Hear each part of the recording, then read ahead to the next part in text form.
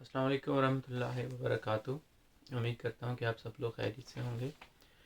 बख रेमेडीज़ का ये दवाइयों का ये सिलसिला जारी था और कुछ काफ़ी देर से मैं वीडियोस नहीं बना सका था, और अब से फिर दोबारा कोशिश करूँगा कि बख रेमेडीज़ पर वीडियोस बनाई जा सकें।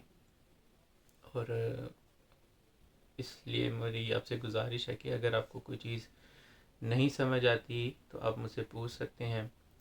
काफ़ी लोगों के मुझे मैसेजेस आए थे कि ये बाकी रेमेडीज़ किस तरह से काम करती हैं, इनको कैसे ले सकते हैं, या आप हमें बताएं कि बाकी रेमेडीज़ का क्या काम है, या ये कौन सी अद्वियात हैं।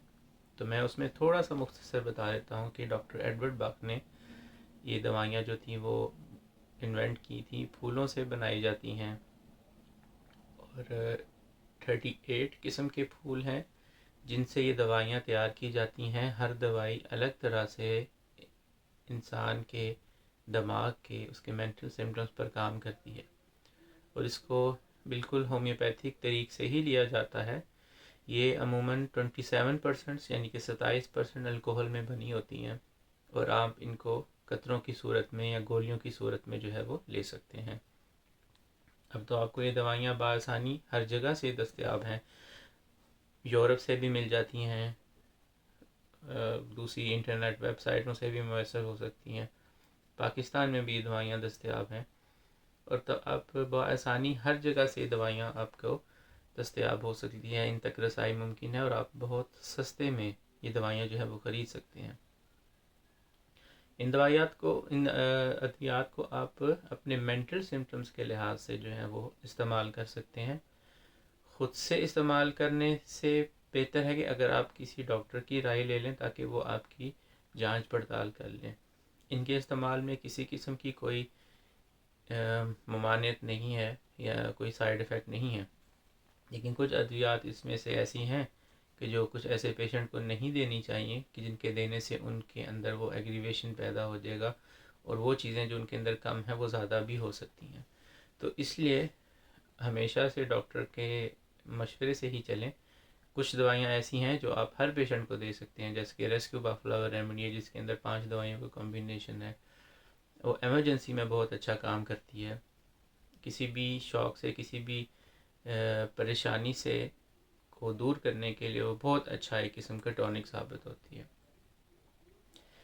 तो इसलिए से ये बाकी रेमेडीज़ बिल्कुल ही वैसी हैं कि जैसे होम्योपैथिक की अद्वियात हैं, तो आप इनको किसी भी तरीके से, जिस तरह होम्योपैथिक दवाइयाँ इस्तेमाल करते हैं पानी के अंदर कतरों की सूरत में, या अपनी ज़ुबान के ऊपर 2 बूंद डालकर आप इनको जो है वो इस्तेमाल कर सकते हैं।